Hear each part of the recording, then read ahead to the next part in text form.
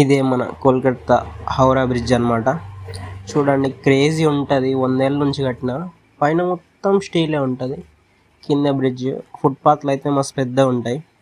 So మనం ఇప్పుడు ఆ బ్రిడ్జ్ పైన అయితే వెళ్తున్నాం బస్లో, గర్ల్స్ అండ్ ఉమెన్స్. సో నాకు కోల్కతాలో బాగా క్రేజీ అనిపించింది ఏంటంటే ఇదే అండర్ గ్రౌండ్ మెట్రో అనమాట. మన హైదరాబాద్లో ఎలా అమీర్పేట ఇంటర్ జంక్షన్ ఉంటుందో, ఇది కూడా కల్కట్టాలో ఒక నేమ్ అనమాట. మనకి హిందీ రాదు కాబట్టి, హిందీ వస్తే మీరు చదవండి, అక్కడ ఉంది.